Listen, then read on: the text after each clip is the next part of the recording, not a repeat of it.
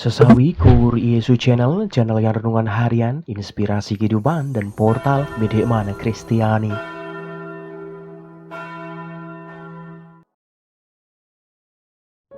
Damai sejahtera beserta kita. Semoga sahabat-sahabatku yang terkasih di dalam Kristus, sobat muda dan saudara-saudaraku dimanapun Anda berada, sungguh selalu beroleh rahmat sukacita, berkat yang melimpah, perlindungan dari Tuhan dan rahmat kesejahteraan, sahabatku.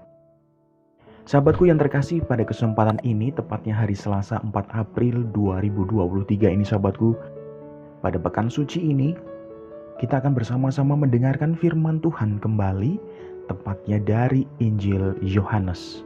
Mari sahabatku, Tuhan beserta kita, sekarang dan selama-lamanya. Inilah Injil suci menurut Yohanes, dimuliakanlah Tuhan. Di dalam perjamuan Paskah dengan murid-muridnya, Yesus sangat terharu, lalu bersaksi, "Aku berkata kepadamu, sesungguhnya seorang di antara kamu akan menyerahkan aku." Murid-murid itu memandang seorang kepada yang lain.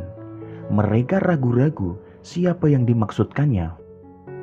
Seorang di antara murid Yesus, yaitu murid yang dikasihinya, bersandar dekat kepadanya, di sebelah kanannya. Kepada murid itu Simon Petrus memberi isyarat dan berkata, "Tanyalah siapa yang dimaksudkannya."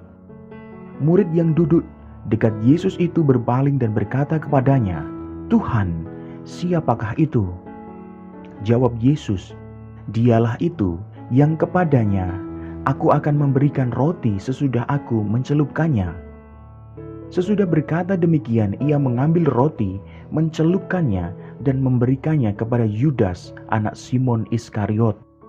Dan sesudah Yudas menerima roti itu, ia kerasukan iblis. Maka Yesus berkata kepadanya, "Apa yang hendak kau perbuat, perbuatlah dengan segera." Tetapi tidak ada seorang pun dari antara mereka yang duduk makan itu mengerti apa maksud Yesus mengatakan itu kepada Yudas. Karena Yudas memegang kas, ada yang menyangka bahwa Yesus menyuruh dia membeli apa-apa yang perlu untuk perayaan itu, atau memberi apa-apa kepada orang miskin.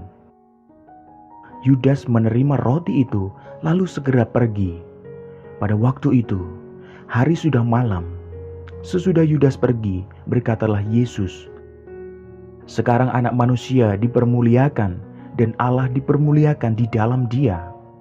Jikalau Allah dipermuliakan di dalam Dia, Allah akan mempermuliakan Dia juga di dalam dirinya, dan akan mempermuliakan Dia dengan segera. Hai anak-anakku, hanya seketika saja lagi Aku ada bersama kamu.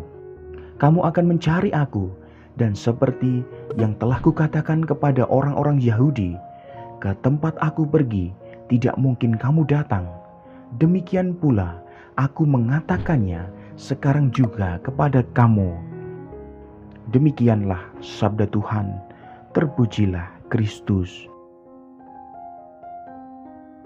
Sahabatku yang terkasih di dalam Kristus, saya mau mengajak saudara-saudara semua untuk melihat kembali penggalan firman Tuhan dari kitab Yesaya, sahabatku. Tepatnya dari Yesaya 49 ayat 6, sahabatku. Dikatakan di sana demikian, sahabatku, "Aku akan membuat engkau menjadi terang bagi bangsa-bangsa, supaya keselamatan yang daripadaku sampai ke ujung bumi." Sahabatku yang terkasih, dari penggalan firman Tuhan ini sungguh nyata bahwa inilah tugas utama dari hamba Yahweh yang sungguh dinubuatkan oleh Nabi Yesaya, sahabatku. Seperti pedang yang tajam dan anak panah yang runcing, yang sungguh-sungguh bekerja tepat sasaran, sahabatku. Nah, sahabatku yang terkasih, bahwa hamba Yahweh ini sungguh mesti mewujudkan kehendak Allah atas dunia ini, sahabatku, yaitu agar manusia di dunia ini diselamatkan, dibebaskan dari segala ketakutan dan kekhawatiran karena belenggu dosa dan pelanggaran, sahabatku. Sahabatku yang terkasih, sungguh seperti hamba Yahweh, sejak kekal Yesus diberi mandat oleh Bapa dari sorga untuk mewujudkan karya keselamatan, sahabatku. Sungguh sahabatku yang terkasih, bagi Yesus keselamatan itu adalah pengorbanan dirinya demi pembebasan dan kebaikan mereka yang percaya kepadanya dari dosa, sahabatku. Sahabatku yang terkasih, kesadaran inilah yang membuat Yesus berani menerima kenyataan pahit saat itu, yaitu Yudas Iskariot yang mengkhianatinya. Sahabatku yang terkasih, namun dengan demikian pengkhianatan ini adalah jalan bagi Tuhan, jalan bagi Yesus sahabatku, untuk menuju kemuliaan. Sungguh sahabatku yang terkasih, sebagai murid Yesus, kita sungguh-sungguh ditantang untuk meneladani sikap Yesus yang tetap berani, kemudian setia sahabatku, dan teguh dalam menghadapi penderitaan saat mengemban tugas demi kebaikan dan kesejahteraan orang lain, sahabatku.